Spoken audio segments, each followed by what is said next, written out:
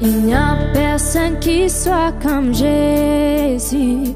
Il n'y a personne qui soit comme Jésus. Il n'y a personne qui soit comme Jésus. Il n'y a vraiment personne comme lui. Il n'y a personne qui soit comme Jésus. Il n'y a personne qui soit comme Jésus. Il n'y a personne qui soit comme Jésus. Il n'y a vraiment personne comme lui. Il n'y a personne qui soit comme Jésus. Il n'y a personne qui soit comme Jésus. Il n'y a personne qui soit comme Jésus. Vous êtes à l'école effectivement pour assurer l'avenir de notre pays.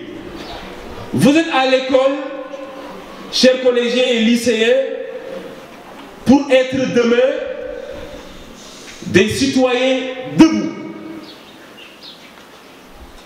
Et quand je dis citoyens debout, pour être non seulement dans votre église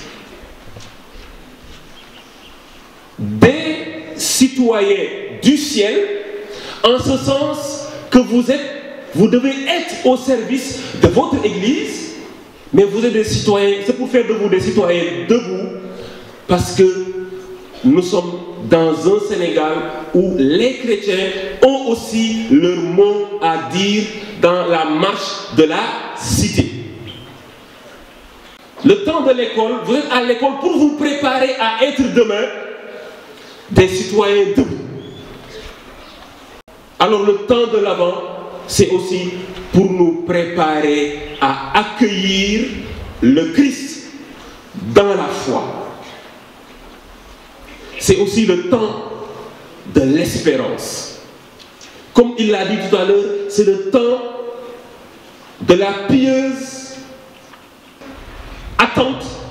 C'est le temps de l'espérance chrétienne.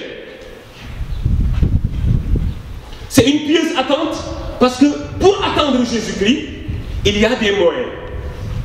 Quels sont les moyens qui sont mis à notre disposition pour attendre l'avènement de Jésus-Christ?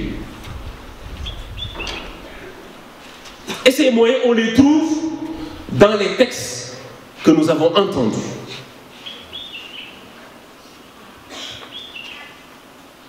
Saint Luc nous dit qu'il faut rester éveillé.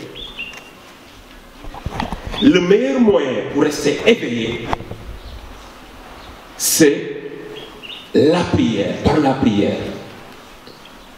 C'est par la prière que nous pouvons rester éveillés. Alors la prière nous aide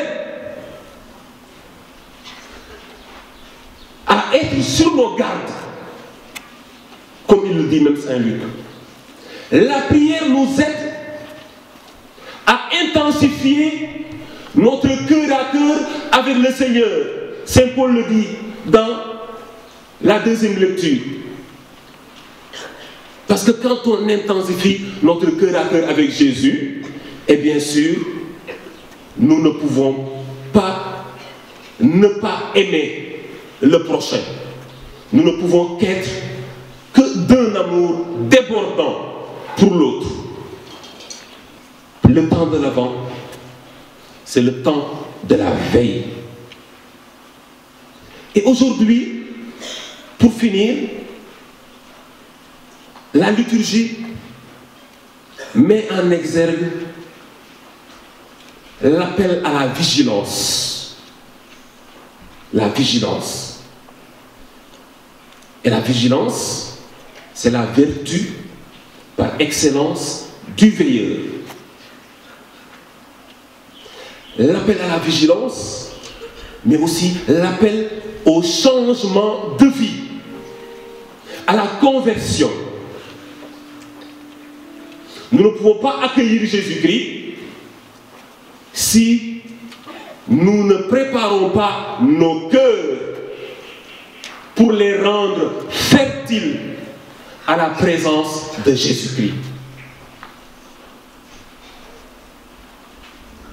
Nous ne pouvons pas accueillir Jésus-Christ si nous, élèves, lycéens et collégiens, nous ne nous aimons pas dans nos différents établissements.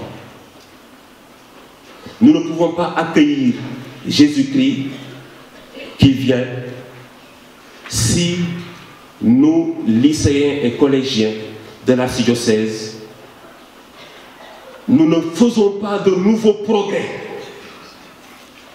Chacun est appelé à ce nouveau progrès.